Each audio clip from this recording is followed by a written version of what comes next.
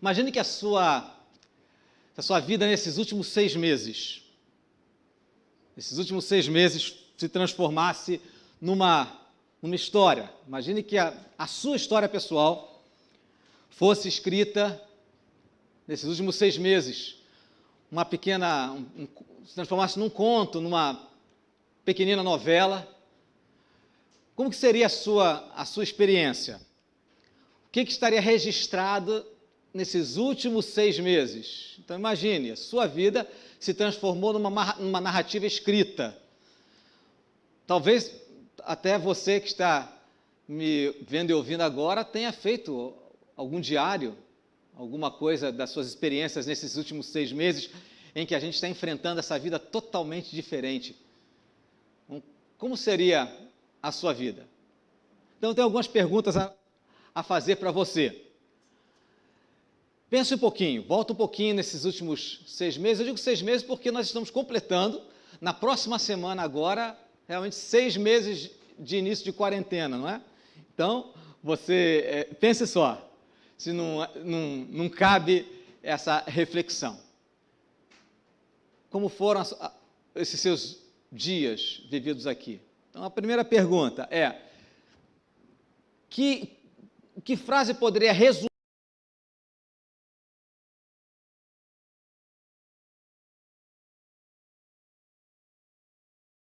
em literatura o plot, ou seja, o núcleo da história, o tema mais importante? Uma frase apenas.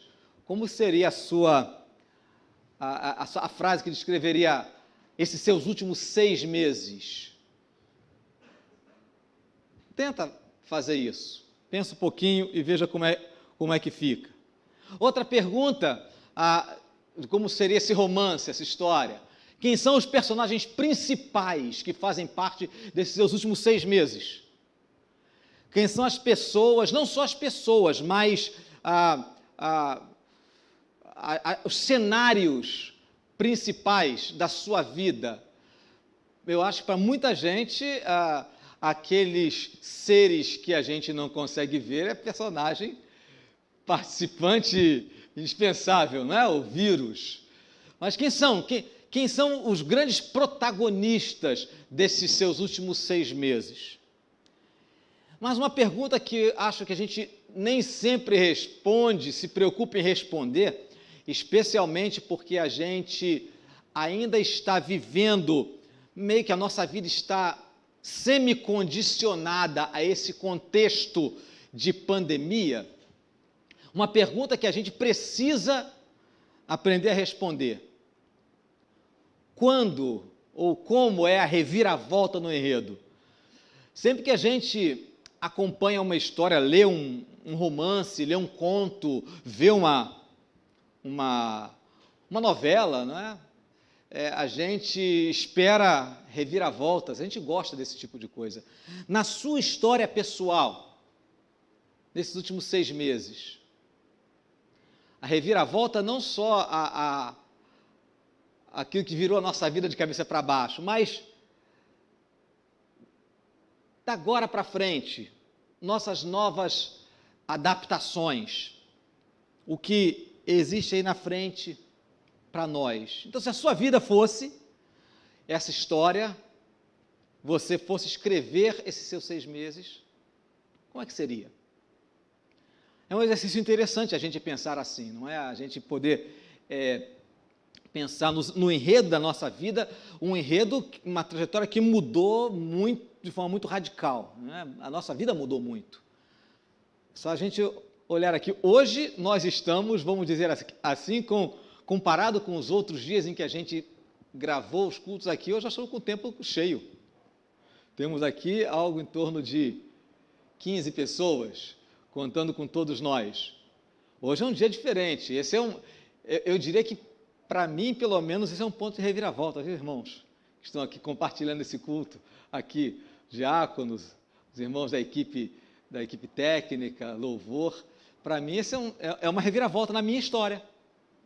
Porque todos os domingos, pela manhã, eu estava em casa, participando da escola dominical, que está sendo transmitida pela manhã, mas não estava vindo para cá, porque a gente ainda estava fazendo a filmagem no dia de semana. Hoje nós estamos fazendo essa transmissão no domingo.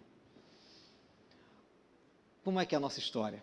Está aí o convite para você pensar, porque a nossa vida é um enredo, e nesse período o nosso enredo mudou muito. Acho que a nossa experiência, para todos nós, mudou bastante.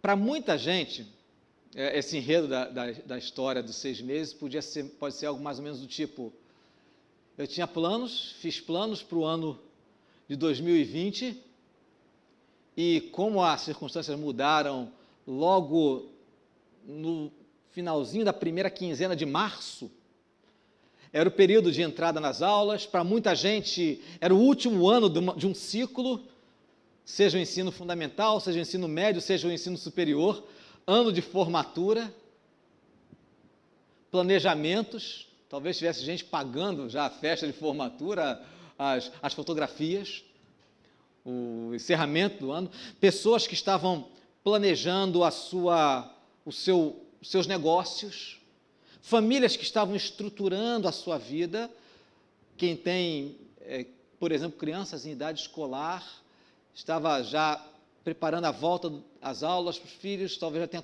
tivesse comprado material, gasto aquele dinheiro grande na lista de material, feito matrícula. Outros estavam se preparando para aqueles momentos de quem trabalha na área de comércio, se preparando para aqueles feriados, Dia das Mães, Dia dos Namorados, Dia dos Pais, que nós vivemos de uma forma totalmente diferente. Os planejamentos estavam feitos. Talvez você até já estivesse planejando suas férias, confesso, foi o meu caso. Eu tinha férias marcadas para abril. Tudo mudou, o planejamento mudou. A gente tinha tudo certo, reservas guardadinhas, talvez a sua experiência fosse no campo dos relacionamentos, gente que programando casamento, gente começando relacionamentos e de repente tiveram que se isolar. Enfim, as coisas estavam sendo planejadas, você iniciar o seu ano com uma garra especial. Esse ano eu tenho uma intenção de investir na minha formação. Esse ano é o ano em que nós vamos encomendar um bebê. Esse ano é o ano em que eu vou procurar mais um trabalho para aumentar a renda. Enfim, os projetos feitos, agenda programada, recursos separados, e de repente, embora a gente dissesse, vamos fazer isso e vamos seguir com garra, com fé, tem até uma canção que a gente canta de vez em quando, né? Vamos seguir com fé. De repente, tudo vira de cabeça para baixo.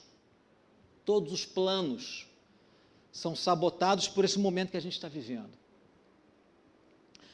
A vida parece que foi suspensa, mudada, nada acontece, a gente não tem condições de ver nada acontecendo como estava planejado.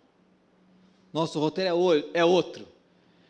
Antes a gente até podia pré-escrever o enredo.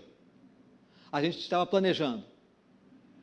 Quando as coisas mudaram, o nosso enredo a gente rasga, né, joga fora, ou pelo menos guarda lá numa gaveta, e tem que começar a escrever tudo de novo.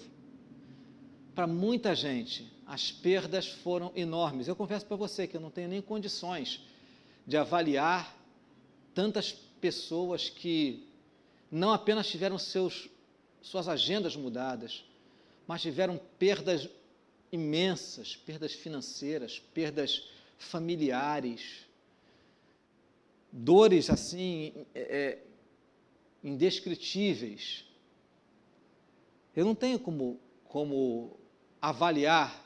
Você que está participando aqui desse culto talvez tenha tido reviravoltas muito maiores e muito mais radicais e dolorosas do que aquelas que eu descrevi aqui. E aí eu imagino que acontece com você como acontece com qualquer pessoa normal. Aquela garra e fé e coragem que a gente tinha se imbuído, né? Elas vão embora e dão lugar a muita frustração, muita dor, muito medo. Tudo estava planejado e, de repente, o caos se instala. Você sabe que eu estou falando, basicamente, da Covid-19, mas não é só isso que muda os nossos planos. Isso, eu acho que foi uma experiência comum a praticamente toda a humanidade. Mas, mesmo sem isso, sem necessariamente um grande impacto da Covid, as circunstâncias mudam e a gente é colhido sem esperar. Eu tenho conhecidos meus que foram grandemente afetados, não necessariamente pela pandemia, mas por outras circunstâncias na vida. Mas o que acontece, irmãos, é que hoje, a gente aqui, participando desse culto, a gente tem a vida na frente. Nós estamos aqui nesse tempo, estamos aqui nesse dia, e mesmo que a gente esteja vivendo essas frustrações, esse abalo nos nossos planos e esse enfraquecimento na nossa fé, a gente tem uma vida pela frente. A história está ali na frente esperando por nós. O amanhã está juntinho da gente. Mas a vida ficou tão desorganizada, tão bagunçada, que a gente percebe que a gente precisa mais do que força de vontade para poder retomar a vida. A gente precisa, a gente vai entrar no novo exercício, numa nova carga de energia que é descrita numa expressão, que é a expressão que dá nome a essa série, que é superação. Nós estamos entrando agora num caminho que a gente precisa experimentar não apenas a continuidade, não é apenas aquilo que está sendo chamado de novo normal, mas é um movimento de superação, porque nós tínhamos expectativas, as expectativas foram bagunçadas e nós agora precisamos retomar. E por isso o tema dessa série, que começa hoje, é superação.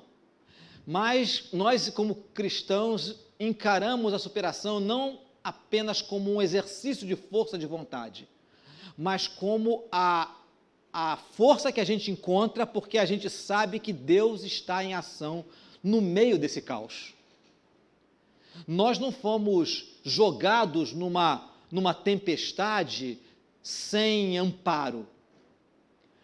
Mesmo nas dificuldades mais profundas, Deus está em ação nesse caos. Esse enredo que eu descrevi da vida virada de cabeça para baixo, do planejamento feito, das expectativas, dos projetos que são sabotados pelo inesperado, parece que é a nossa história, mas não é só a nossa história. Não se aplica só a nós. Se isso parece conosco, isso não é novo. A gente encontra companhia na Bíblia. A gente encontra a experiência de diversas pessoas na Bíblia. E nós escolhemos para esse período dessa série caminharmos juntos em uma história bíblica, que é o livro de Ruth.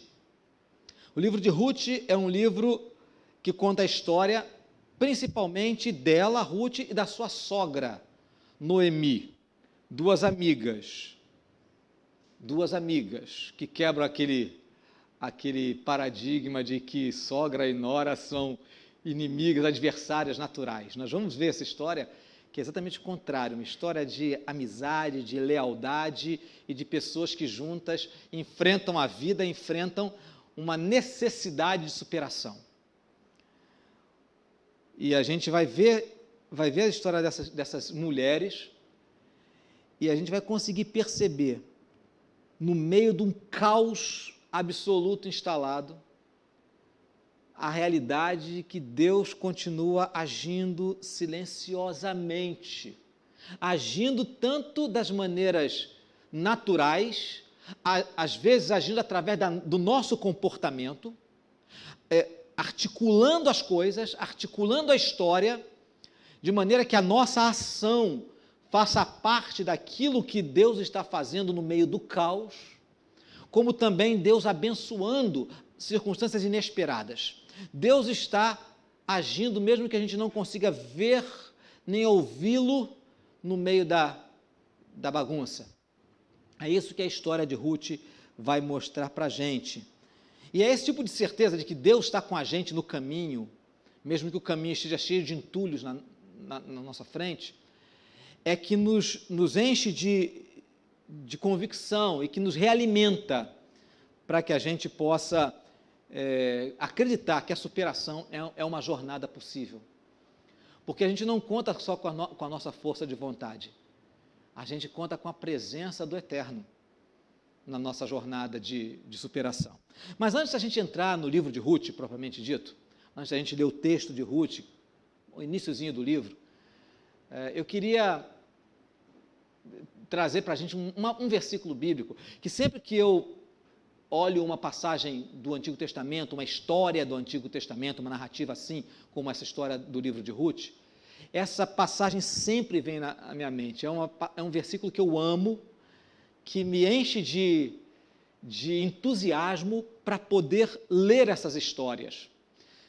Para não lermos essas histórias do Antigo Testamento como apenas belas narrativas confinadas, trancadas no passado.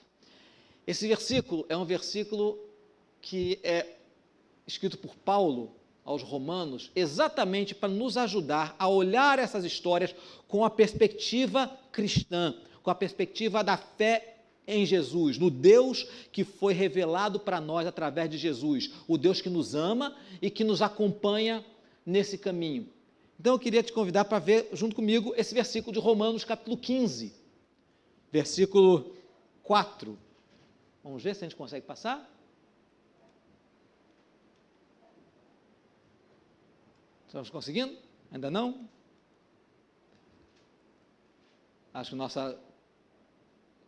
o versículo diz assim: pois tudo que no passado foi escrito, para nosso ensino foi escrito, a fim de que pela paciência e pela consolação das Escrituras tenhamos esperança. O apóstolo Paulo diz isso para mim e para você: tudo o que no passado foi escrito, para o nosso ensino foi escrito, a fim de que pela paciência e pela consolação nas Escrituras tenhamos esperança. Aí está para a gente agora o texto. Veja só, o que Paulo está dizendo é que as histórias que são narradas, e a gente precisa lembrar que na época de Paulo, o que eles tinham de escritura sagrada era exatamente o Antigo Testamento. Então o que Paulo está dizendo é que essas histórias antigas não foram escritas apenas como registros históricos da jornada de um povo, contos, ainda que narrativas verdadeiras, para ficarem nos livros de história. Paulo dá o ponto adequado para a gente ler, nos dá os óculos para nós podermos enxergar as histórias com clareza, com propriedade. Ele diz que tudo isso foi escrito para o nosso ensino, para que quando nós tomarmos conhecimento dessas histórias, o nosso coração se encha de esperança pela consolação, pela paciência e pela consolação que as Escrituras nos trazem. Então, veja, nós vamos ler a história de Ruth, mas vamos ler com esse ponto de vista, com esse ângulo. Essa história foi registrada para mim e para você, hoje. Nós que vivemos esse momento, para que a gente possa olhar como Deus agiu no passado e articulou tudo lá no passado distante para mostrar o amor dele pelas pessoas, não só para aquelas pessoas originais, pelos personagens da história, mas para mostrar o seu amor por todos nós. E a história de Ruth tem um gancho especial com isso, porque essa história específica, o livro de Ruth, vai se ligar à história de Jesus, muito distante, muitos e muitos séculos de distância, mas vai se ligar à história do livro de Ruth, vai se ligar à história de Jesus de uma forma incrível. Nós vamos ver isso um pouco mais à frente. Então eu queria que a gente agora lesse o iniciozinho do livro de Ruth. A passagem bíblica lá no capítulo 1, e o tema da nossa mensagem de hoje é: a vida não é fácil, porque o início da história de Ruth começa mostrando exatamente isso. Então vamos à leitura? Ruth 1, versículos de 1 a 5, diz assim: Nos dias em que os juízes julgavam, houve fome na terra de Israel. E um homem de Belém de Judá foi morar por algum tempo na terra de Moabe, com a sua mulher e seus 2 filhos. Este homem se chamava Elimeleque, e sua mulher se chamava Noemi. Os filhos se chamavam Malom e Quilion, eram efrateus, de Belém de Judá. Foram à terra de Moabe e ficaram ali. Algum tempo depois, Elimeleque, o marido de Noemi, morreu, e ela ficou sozinha com os 2 filhos. Estes se casaram com mulheres moabitas. O nome de uma delas era Orfa e o nome da outra era Ruth. E ficaram ali quase 10 anos. Depois, morreram também Malom e Quilion, os filhos de Noemi. E assim ela ficou sozinha, sem os 2 filhos e sem o marido. É interessante que o livro de Ruth começa contando a história de Noemi, né? A primeira personagem central desse livro é Noemi.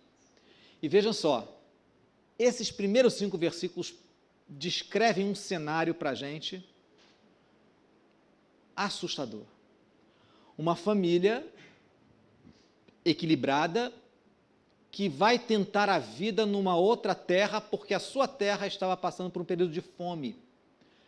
Então, Elimeleque, sua esposa Noemi e os seus 2 filhos, Malom e Quilion, saem de Israel, de Belém de Judá, é uma cidade conhecida de todos nós, curiosamente, a mesma cidade de Davi, onde Davi nasceu, e a cidade de Jesus.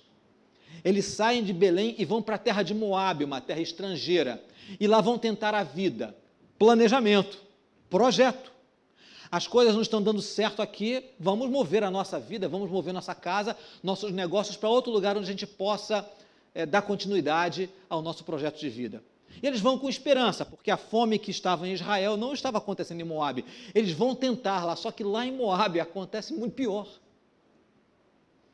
A família estava estruturada e ia dar a sua continuidade quando o chefe da família morre, Elimeleque. Mas ainda havia os 2 filhos. Naquela época, os homens realmente eram o ponto central da família. A tradição judaica tem o homem como referência central da família. Então, tendo morrido o pai, o filho mais velho assume a liderança da família. E aí esses 2 filhos de Noemi se casam com 2 mulheres de Moabe. Na época, os moabitas e os israelitas tinham um relacionamento cordial, vamos dizer assim. Então, Malom e Quilion se casam com Orfa e com Ruth, 2 mulheres moabitas, e ficam ali em Moabe por 10 anos, tocando a vida. Dão continuidade à vida. Saudade de Elimeleque, não há dúvida nenhuma, mas a família se reestruturando, reiniciando a caminhada. E dentro desses 10 anos, morrem os 2 filhos de Noemi. E isso era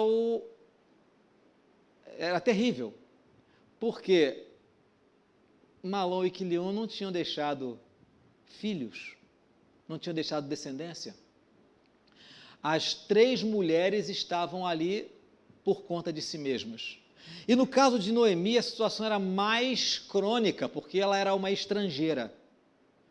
Era uma estrangeira já idosa, e agora ela estava sem estrutura. A estrutura da família que dependia dos homens na época estava totalmente abalada. Morte, caos instaurado na vida delas.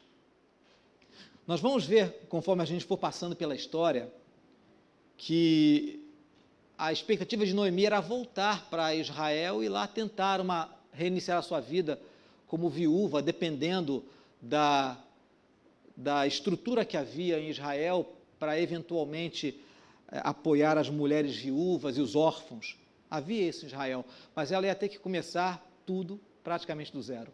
Uma mulher desamparada, sem filhos, e o texto é muito forte quando ele termina dizendo: assim ela, Noemi, ficou sozinha, sem os 2 filhos e sem o marido, apesar das noras. Mas era natural que as noras ficassem na sua terra, não é? Ficassem em Moabe. Inclusive, ela vai insistir que as noras fiquem em Moabe enquanto ela volta para Israel. Mas isso é tema para a próxima semana, para a próxima mensagem. Vejam só, a história do livro de Esther, ela começa num evento que, se acontecesse comigo e com você, talvez a gente dissesse: é o fim. Esse é o caos mais radical que se poderia imaginar para aquela mulher.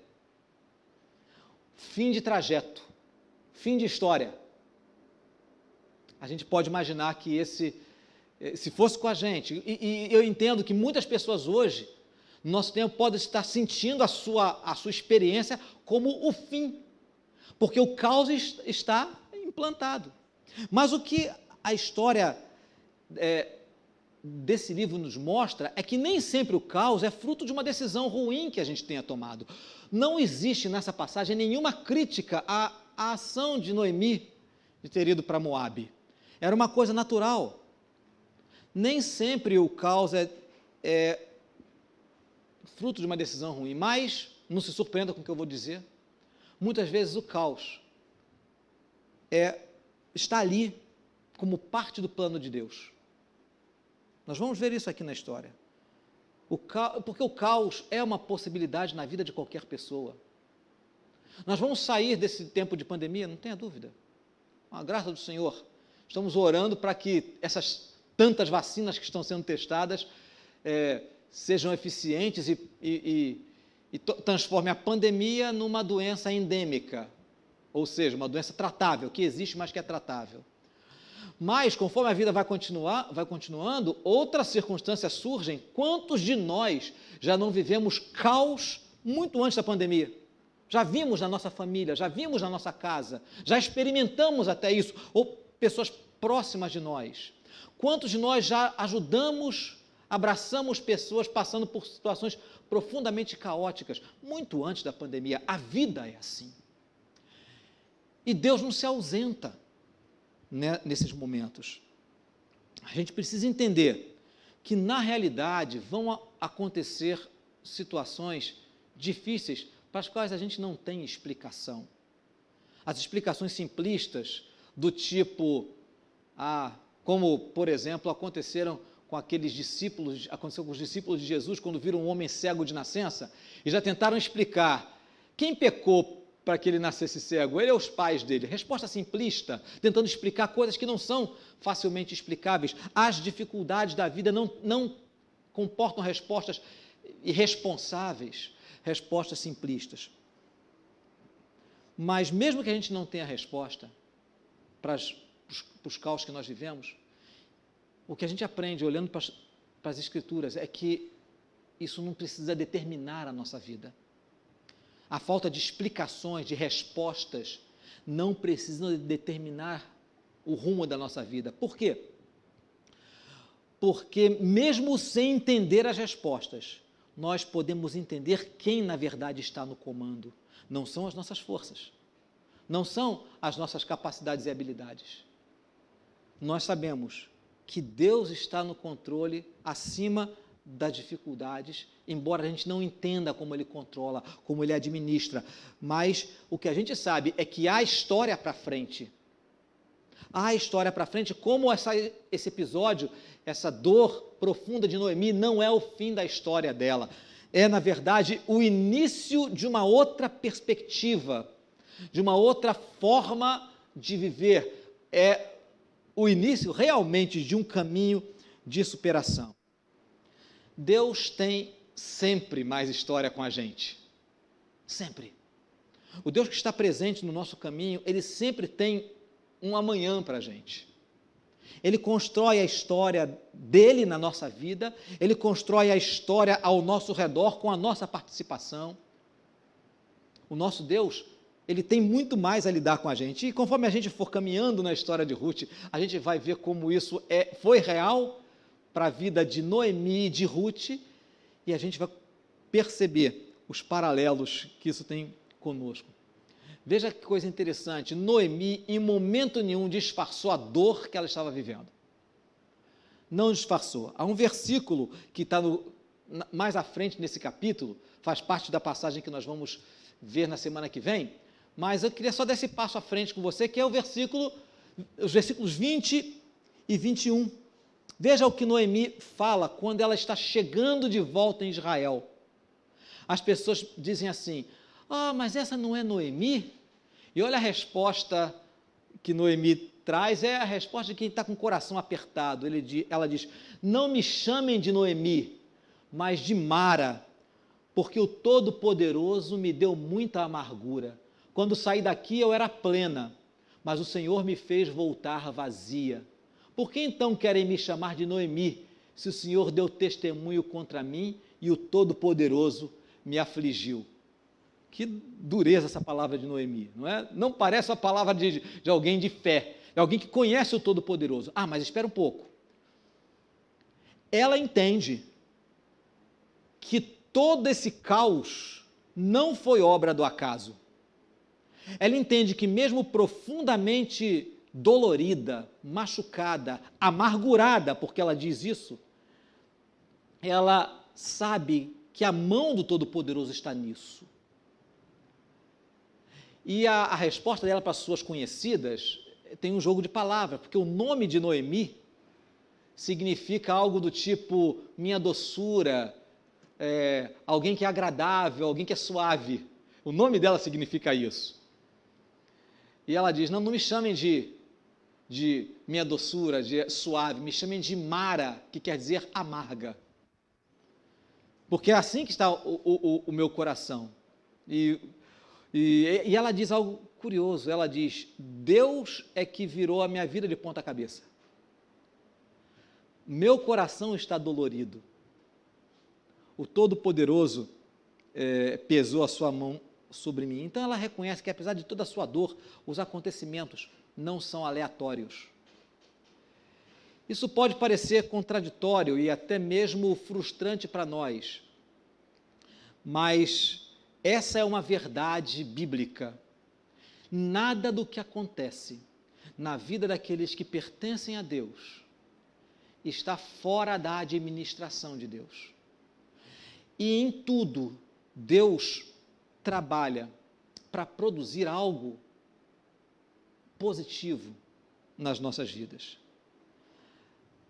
O que não quer dizer que seja fácil viver esse momento difícil, esse momento amargo.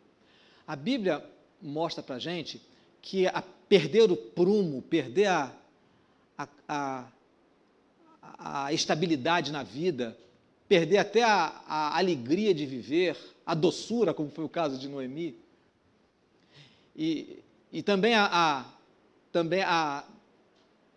as tentativas de respostas fáceis, de explicações, elas são conhecidas na Bíblia. A Bíblia mostra que as soluções rápidas estão no coração do ser humano. Sejamos nós crentes em Deus ou não, o desejo de respostas, de soluções rápidas estão aí no nosso coração. Muitos anos depois da história de Noemi e Ruth, quando o povo de Israel foi levado, aprisionado para a Babilônia, quando a Babilônia dominou Israel e levou Israel para o cativeiro, lá na Babilônia havia profetas ou supostos profetas de Israel que diziam: olha, Deus está conosco, isso acaba rápido, isso acaba rápido. Mas Deus faz questão de dizer que não, que essa história não ia acabar rápido, mas que ele estava gerenciando tudo. Essa passagem está em Jeremias, capítulo 29, versículo 11. Esse versículo Deus diz, através de Jeremias, em resposta aos profetas que diziam que tudo ia acabar rápido: eu é que sei que pensamentos tenho a respeito de vocês, diz o Senhor. São pensamentos de paz e não de mal, para dar-lhes um futuro e uma esperança. Enquanto os profetas diziam isso vai acabar rápido, Deus dizia: não vai acabar rápido, mas tem prazo de validade. O sofrimento vai acontecer, mas eu é que tenho projetos para a vida de vocês. E o que eu estou planejando não são coisas ruins, são pensamentos de bem, pensamentos de paz e não de mal, para lhes dar um futuro e uma esperança. No meio do sofrimento, Deus está dizendo: eu estou forjando um futuro de paz. Então você pode ter esperança hoje. Essa é a palavra-chave para a gente quando a gente percebe o quanto a vida é dolorida, e é isso mesmo, quanto a vida é difícil.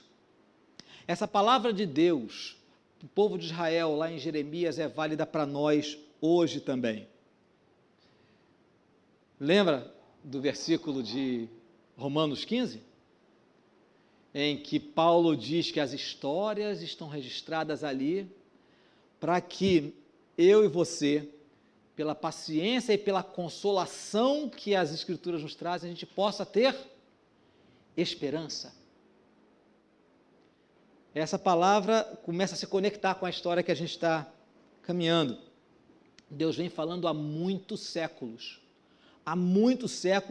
que Ele está presente no meio do caos, e mesmo dali Ele pode dar esperança para o nosso coração. E o convite de Deus é esse: é nós olharmos para a história da nossa vida, que não é fácil, que é difícil mesmo, e perceber a presença dEle.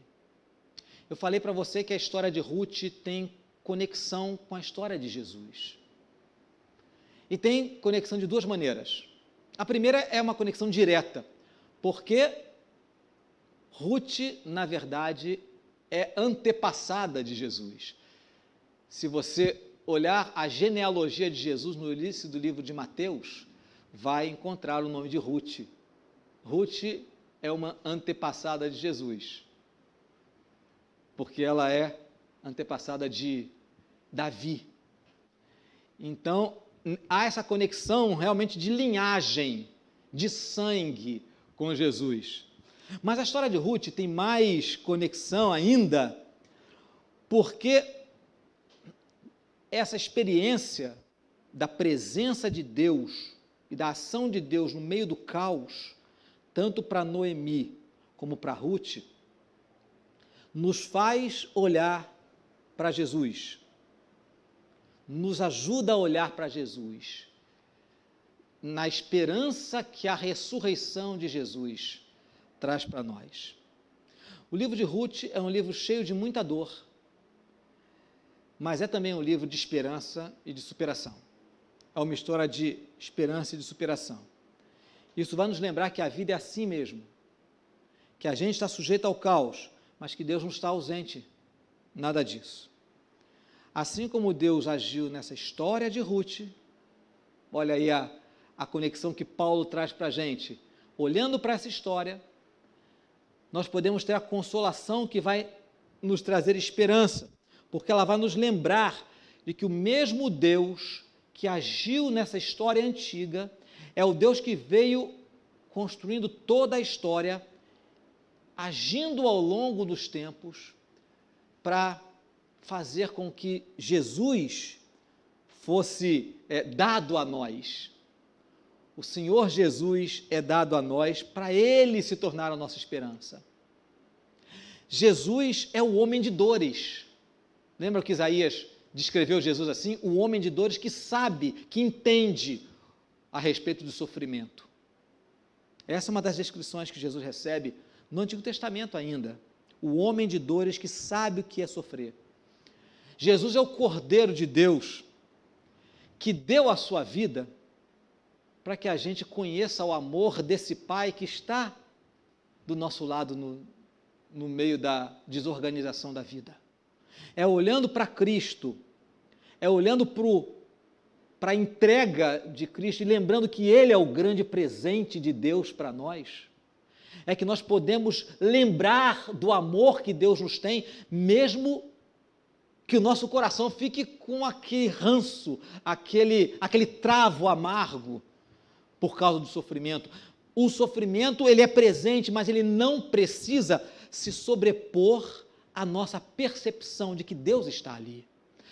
E a gente só percebe isso com maior clareza quando nós olhamos além do nosso sofrimento para o que Jesus viveu por nossa causa, para a entrega de Jesus na cruz por nossa causa, mostrando que Deus, apesar de estar tecendo a história através de todos esses sofrimentos, Ele também entregou o seu Filho para padecer por nós e para mostrar o quanto Deus nos ama. Os sofrimentos não são demonstração de que Deus está contra nós. Aí resta a nós uma escolha. Para o que nós vamos olhar com mais foco? Para as nossas dores?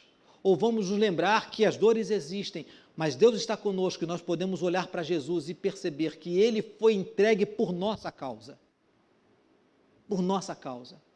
E olhando para isso, perceber, Deus está aqui perto de mim, do meu lado, na minha dor, no meu sofrimento, na minha dificuldade. Deus está aqui, Deus não me desamparou, Ele preparou alguma coisa, Ele preparou um caminho, Ele está comigo nesse caminho, Ele está presente comigo na dificuldade. E mais, a história do livro de Ruth nos faz lembrar do Deus que é amor, que deu o seu Filho para morrer por nós, mas que demonstrou que a morte não é a última palavra. A ressurreição de Jesus é a esperança para nós. Nós vivemos do lado daquele que está ressuscitado. Ou melhor dizendo, o ressurreto está do nosso lado. Pelo seu Espírito, Ele está vivo conosco. Ele é a nossa esperança. Ele é a nossa força. Se há um verdadeiro empoderamento, eu tenho usado muito essa expressão, esse empoderamento vem do amor que Deus nos tem e da presença do Espírito de Cristo conosco. Jesus está vivo, ressuscitado, e nós vivemos com Ele. O nosso caminho de dores, de dificuldade, é um caminho que Jesus trilhou também. A vida de Jesus, que passou toda a sua jornada fazendo o bem, se tornou um caos, digamos assim, humanamente falando. A morte de Jesus, humanamente, sendo vista humanamente, foi um caos. Mas, através do caos, Deus construiu algo novo. Para toda a humanidade, para todos aqueles que olham para Jesus e confiam nele. Esse é o convite do Senhor para mim e para você. Lembrar que o Senhor nos ama, está conosco no meio do caos, está forjando uma história, porque Ele continua vivo através do Espírito do seu Filho que está ressuscitado. Alimente o seu coração com essas verdades. Olhe para as Escrituras, para histórias como essa do livro de Ruth, e como outras histórias.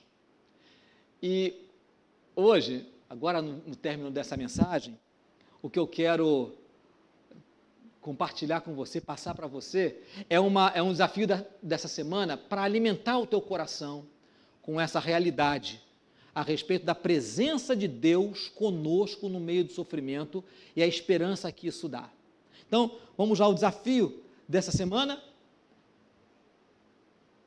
Veja, Deus agiu na história de Ruth e agiu quando deu Jesus para encher a nossa vida de esperança também. Mas com base nisso, o desafio vem para a gente experimentar essa semana. Aí está o desafio, é muito simples, é uma leitura bíblica. Separar tempo para você ler sem pressa essa passagem de Romanos 8, de 18 a 39. Por que essa passagem? Romanos 8, de 18 a 39.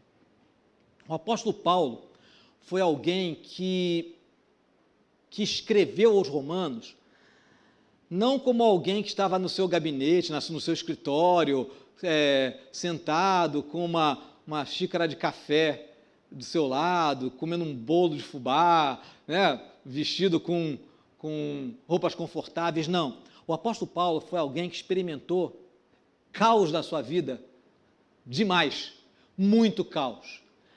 Paulo foi alguém que foi preso, espancado, escorraçado, ameaçado de morte, passou, por causa de Jesus, naufrágio, ele passou fome, ele passou necessidades físicas, adoeceu, tudo isso está descrito na história do apóstolo Paulo. Ele perdeu seus privilégios sociais, ele descreve isso em várias das suas passagens. Então, quem escreve esse texto de Romanos 8, de 18 a 39, não é alguém que teve uma vida fácil, tranquila, na mordomia. É alguém que sabe o que é ter a sua vida virada de cabeça para baixo, especialmente depois que passou a seguir a Jesus. E nessa passagem, que é uma passagem longa, ele vem explicando, fazendo as suas colocações exatamente de como nós podemos entender o sofrimento e como nós podemos vivenciar o sofrimento ao lado do Senhor. Essa é uma passagem que eu considero uma das mais brilhantes do apóstolo Paulo, tanto que eu uso bastante aqui na igreja. É uma passagem que ele descreve em detalhes essa realidade do sofrimento e que o sofrimento não precisa nos destruir. Nós encontramos em Jesus a força e a esperança para a superação. Então, como é que eu sugiro que você faça essa leitura? Você tem essa semana para ler. Leia, na maioria das Bíblias, em várias Bíblias, essa passagem é dividida em 3, às vezes em 4 partes. Você pode ler cada dia uma dessas partes, lentamente, mas pensando em cada palavra que Paulo traz. Ou então, você pode ler, se aquilo falar muito ao seu coração, às vezes isso acontece, a gente fica ávido, você pode ler também tudo de uma vez só, não tem problema, mas lê com atenção, lê bebendo o que Paulo está falando, se imagine ouvindo Paulo falando aquilo para você, e como isso se aplica na sua experiência.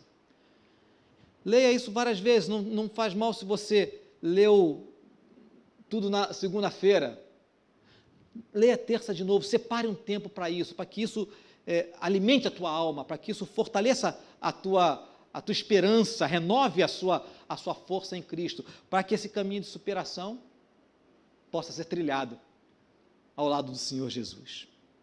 Então esse é o desafio para mim e para você.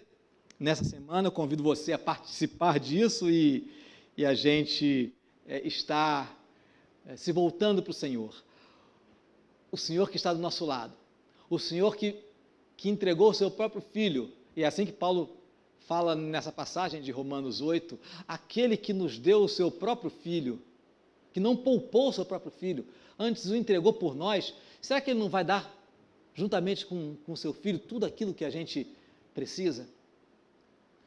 Tudo isso nós podemos confiar que Deus vai fazer e vai agir em nosso favor, mesmo no meio do sofrimento.